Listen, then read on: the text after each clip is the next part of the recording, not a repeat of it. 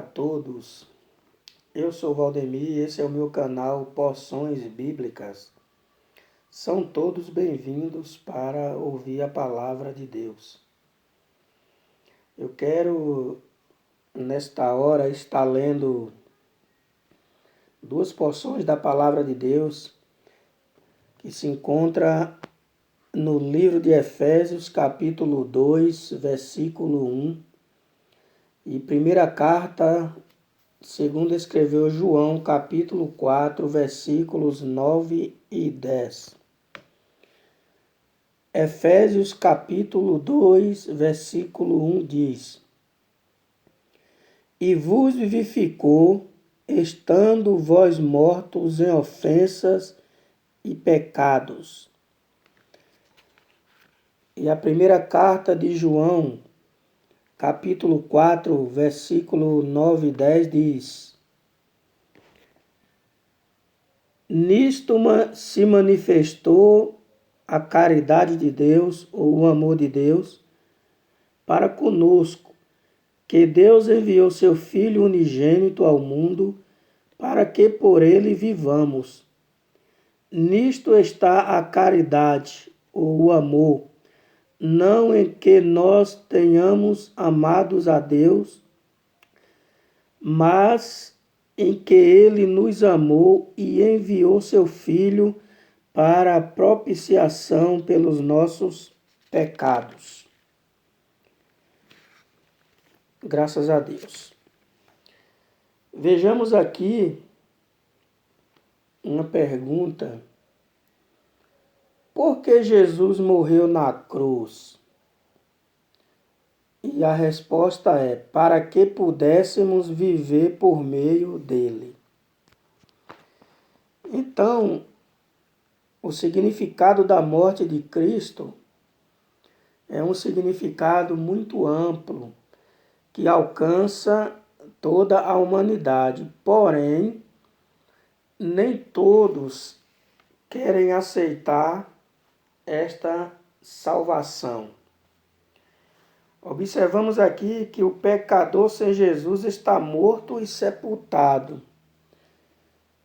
A primeira referência que eu li no livro de Efésios, Paulo escrevendo aos irmãos ali em Éfeso, ele disse que Jesus nos vivificou, estando vós mortos em ofensas e pecados. Ou seja, o Espírito Santo já mostrava para Paulo esse mundo como um grande cemitério de pessoas que aparentemente estavam vivas, mas espiritualmente estavam mortos.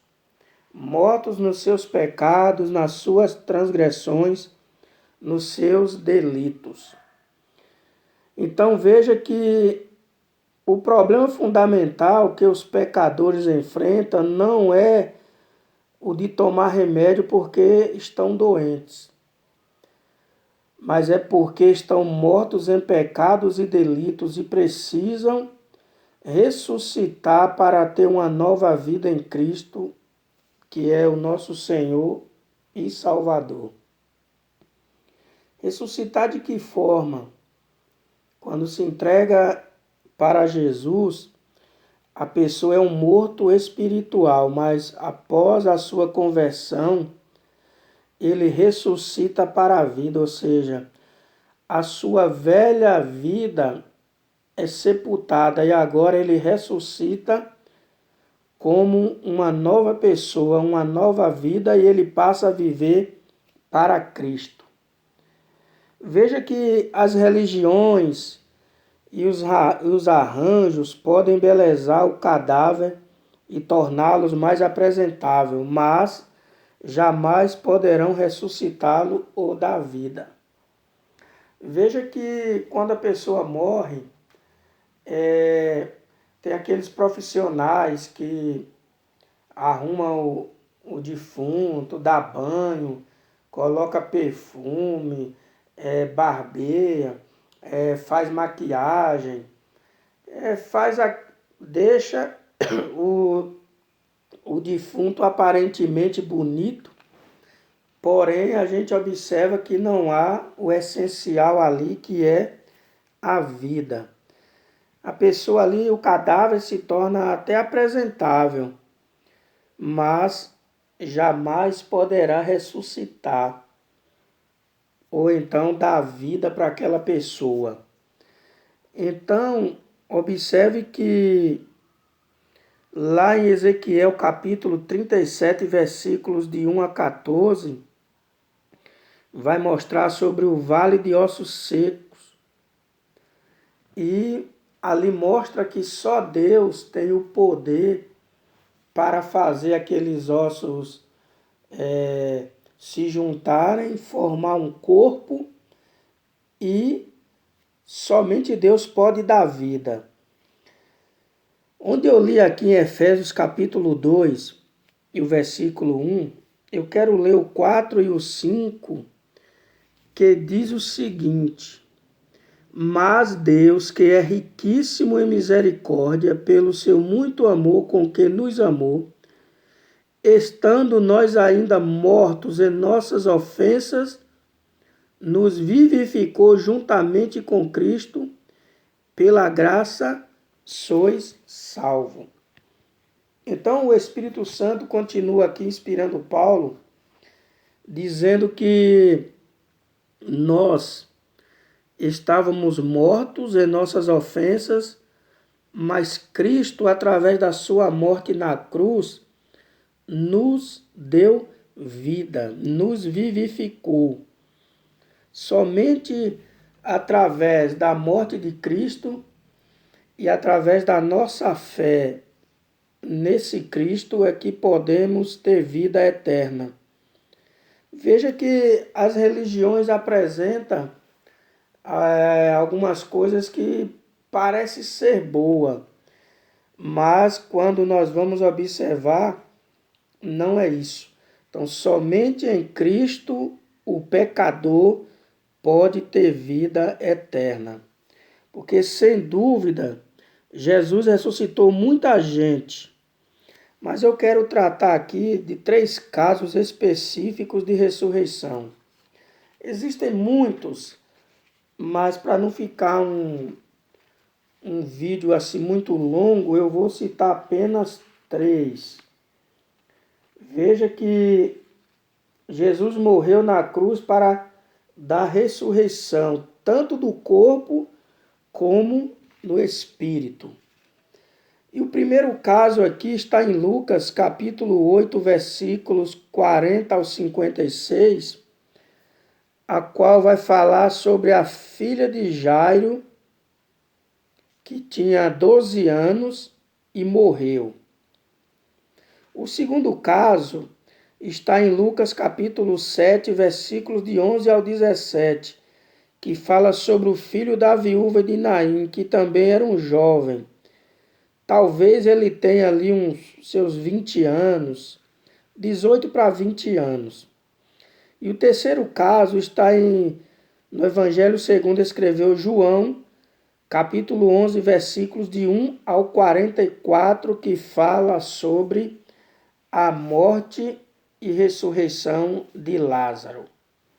Lázaro parece ser o mais velho, mas também morreu. Então não importa a idade, todos vão morrer, exceto aqueles que vão subir no arrebatamento com Cristo. Então aqui nós aprendemos uma lição com essas 3 pessoas. Quais são? A filha de Jairo, que tinha 12 anos, o filho da viúva de Naim, que aparentava ter 18 a 20 anos, e no caso de Lázaro, que a Bíblia não dá a idade, mas parece aqui ser o mais velho.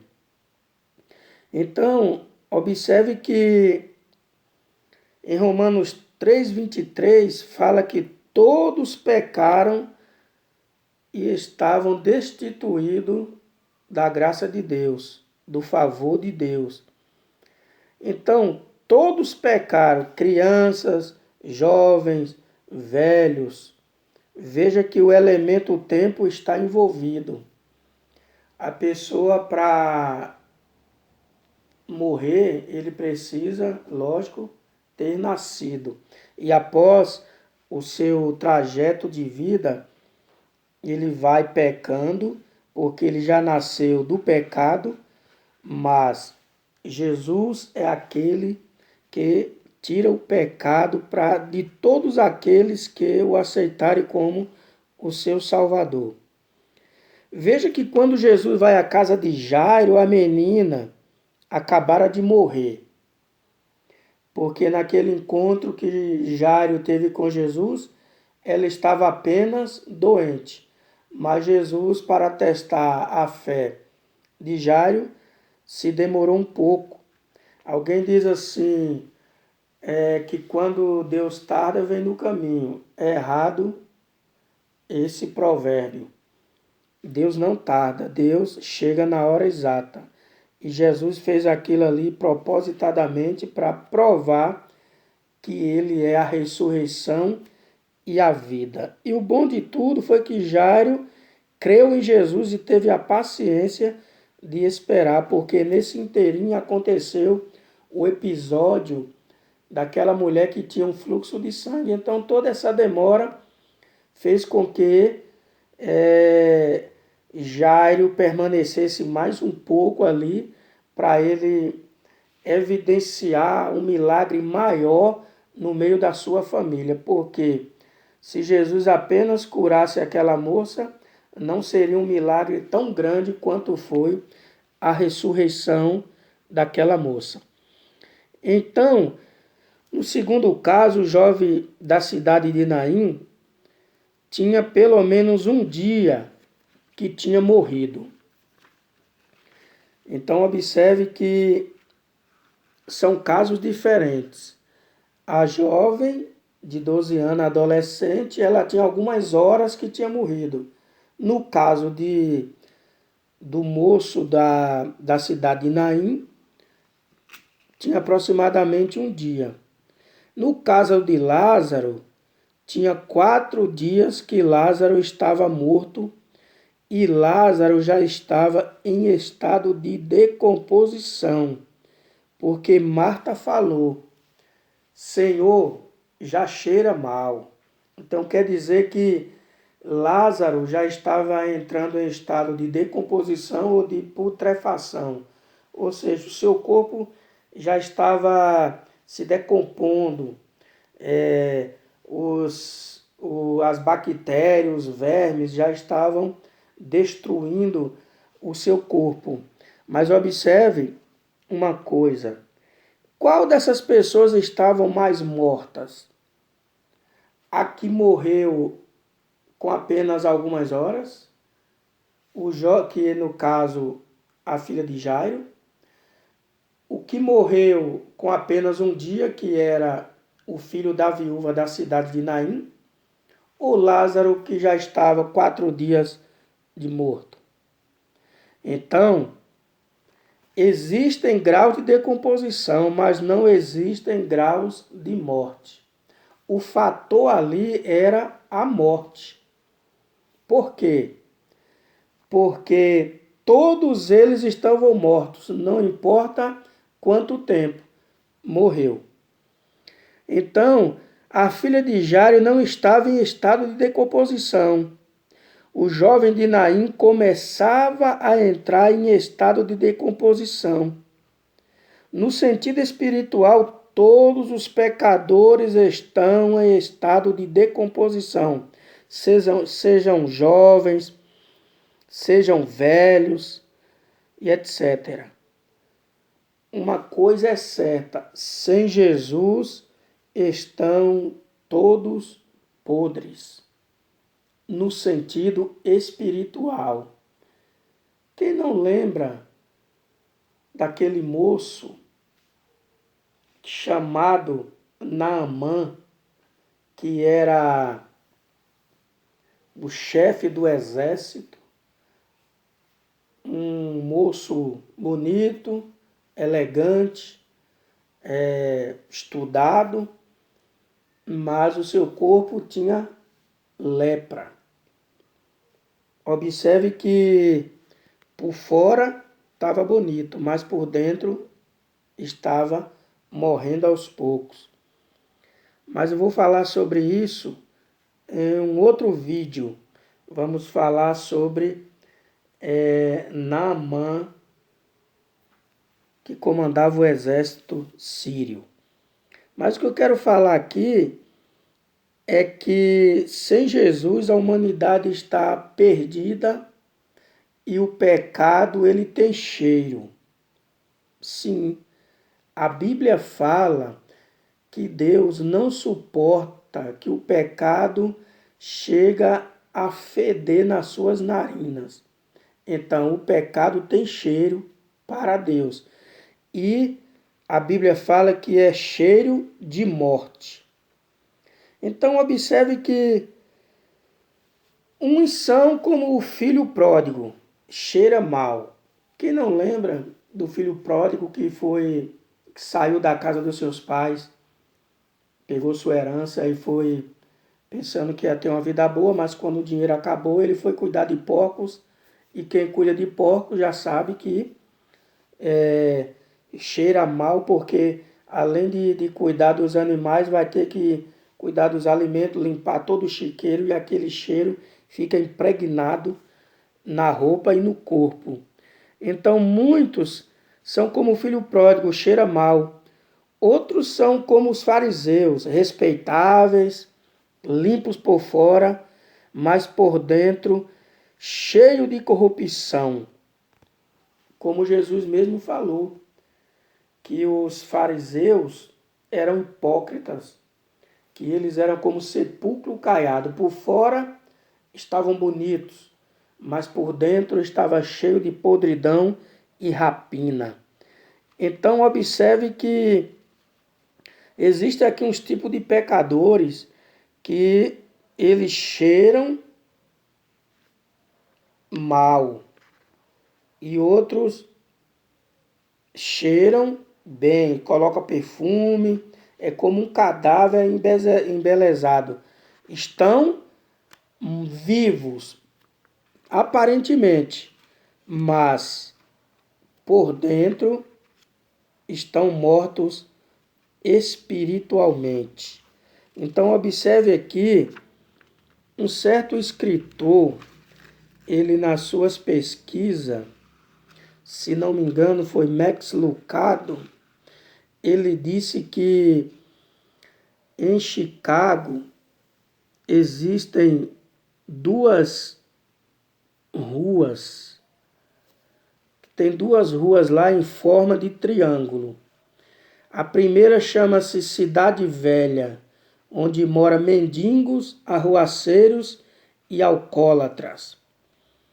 E a segunda chama Costa do Ouro. Só tem gente bacana da alta sociedade. Aí ele diz, em ambas a decadência é a mesma. Veja bem que sem Jesus o pobre e o rico, pecador, estão perdidos.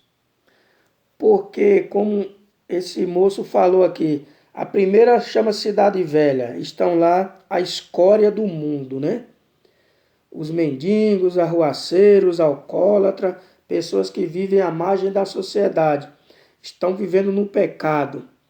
A segunda, Costa do Ouro, lá só mora gente bacana, gente fina, gente da alta sociedade. Mas, em se tratando de pecado, essas duas classes de pessoas estão iguais diante de Deus, ou seja, estão perdidos e precisam de Jesus. E o que me chama a atenção é que muitos dizem, olha, eu nunca matei, nunca roubei, não sou tão mal assim como os outros. Mas a questão aqui é a morte espiritual. Não podemos cultivar a vida física, mas da vida ao morto só Jesus faz isso. Veja aqui que nós aqui podemos cultivar a nossa vida. Nós podemos trabalhar e dar o de melhor para nós, para a nossa família, mas observe bem que na questão de dar vida espiritual ao morto, só Jesus pode fazer isso. Então veja que em cada uma dessas narrativas, foi Jesus quem deu a ordem. Quais narrativas que estou falando? Primeiro, do jovem de Naim, Jesus disse: jovem, eu te ordeno, levanta-te. E ele se levantou, ou seja, ressuscitou. A filha de Jairo, Jesus disse: menina, levanta-te. E ela levantou, ela ressuscitou. No caso de Lázaro, Jesus disse: Lázaro, venha para fora. Então veja que em cada uma dessas narrativas a ordem partiu de Jesus. Por quê? Só ele pode dar vida àqueles que estão mortos. Observe que nenhum fundador de religião pôde falar o que Jesus falou. Ninguém. Pode observar na história, nos livros, nos comentários, esses fundadores de religião, como a Alexandre Hipólito, no caso que é o Allan Kardec, ele não pôde dar vida a ele mesmo, ele morreu, ele não ressuscitou. O Siddhartha Gautama, que é o Buda, ele também não pôde dar vida a ninguém, não deu vida a si próprio, morreu e não ressuscitou. Não pôde falar o que Jesus disse. Eu sou o caminho, a verdade e a vida, ninguém vai ao Pai, ninguém vai ver Deus se não for por mim. Então, nenhum desses fundadores de religião pôde falar o que Jesus falou. Eu sou o pão da vida, eu sou o pão que desceu do céu, eu vou morrer, mas no terceiro dia eu vou ressuscitar. Nenhum desses pôde dizer. Por quê? Porque eles não tinham vida em si mesmo. Mas Jesus sim. Jesus ele tinha e tem vida em si mesmo. Por isso que ele pôde e pode ressuscitar aquele que está morto. Então, observe que a palavra de Deus ela é viva e eficaz e dita com autoridade. Onde o morto estiver, ele ouve. Veja que como é forte a palavra de Deus. E todas as vezes Jesus falava com autoridade. E não importa onde a pessoa estivesse. O corpo estava ali, mas não importa onde o seu espírito estivesse. Se estivesse no paraíso, se estivesse no Hades, ele ouvia a voz de Jesus e retornava para o corpo. Então, notamos aqui que nos 3 casos de ressurreição, as pessoas deram evidência que estavam vivas. Nos 3 casos. Porque alguém até hoje questiona. Que nada, é a Bíblia. No papel aceita tudo. E não comprova, não tem evidência de que houve essa ressurreição. Mas observe aqui que no primeiro caso, no caso do jovem que levantou falando, veja a evidência. Ele, quando Jesus mandou que se levantasse, no caso da jovem, ela já levantou falando. Então, o que nós aprendemos aqui? Temos que falar o que é bom para os outros.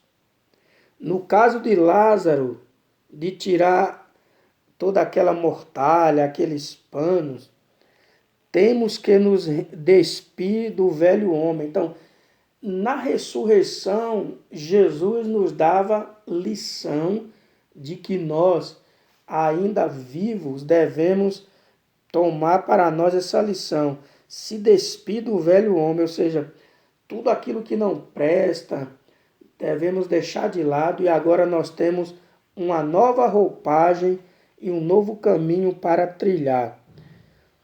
Então, no caso da menina, temos que nos alimentar da palavra de Deus. Veja que quando Jesus ressuscitou a filha de Jairo, que é o caso aqui em questão, Jesus falou assim, olha, deles de comer. Ou seja, ali era comida no sentido material, físico, mas devemos tomar para si que nós devemos nos alimentar tanto no físico como no espiritual. Então, a conclusão que eu chego é que Jesus não tem só a vida, ele é a vida. Ele não tem só a vida, ele é a vida. Jesus Cristo, o Filho de Deus, ele é a vida eterna. Observe agora aqui que parece um paradoxo. Jesus morreu para nos dar vida. Quando eu estava meditando na passagem bíblica que fala nos seus últimos dias aqui na terra, estava próximo de Jesus ser crucificado e morto, eu observo ali que reportamos lá no Éden, no livro de Gênesis, quando fala que após o pecado a morte entrou no mundo, e a morte desde do Éden até nos nossos dias vem matando muita gente e vai ser a última a ser lançada no lago de fogo. Então veja que vitória, a morte vai morrer. Então observa aqui que na hora de matar Jesus, ela teve que esperar o momento certo. Acredito que ela veio naquele desejo de executar o Filho de Deus. Aí eu acredito, a Bíblia não registra, mas é um pensamento meu. Jesus falou, espere um pouco, porque a minha hora não é chegada e você é apenas uma criatura e você vai esperar o momento. E a Bíblia diz que a morte não matou Jesus, Jesus se entregou para ela. Diz assim que Jesus entregou o seu espírito. Então, no ser humano, a morte vem e não espera, chegou, é o momento, acabou, pronto. Com Jesus foi diferente, ela teve que esperar o momento. Mas a nossa maior vitória foi a morte e a ressurreição de Cristo. Então, eu quero concluir aqui esta mensagem observando aqui no versículo, no segundo livro que eu li, de primeira carta de João, no capítulo de número 4 e o versículo de número 9 e 10, que diz assim, capítulo 4, versículo 9 e 10.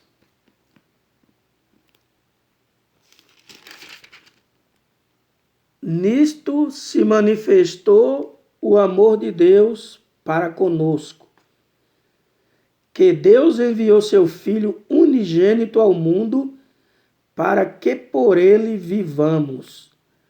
Nisto está a caridade ou o amor, não em que nós tenhamos amado a Deus, mas em que ele nos amou e enviou seu Filho para propiciação pelos nossos pecados.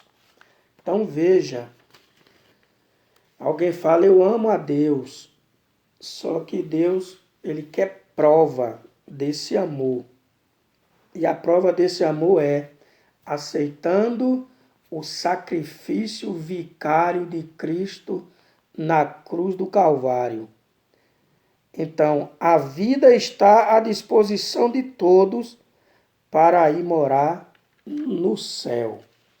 Então, está aí. Jesus é a vida e ele está à disposição de todos aqueles que o aceitarem como Senhor e Salvador da sua vida. Então, está aí esta pequena mensagem, mas de um valor muito grande e inestimável. Por que Jesus morreu na cruz? A resposta é: para que pudéssemos viver por meio dele. Que Deus em Cristo nos abençoe e até a próxima mensagem bíblica, se Deus assim nos permitir.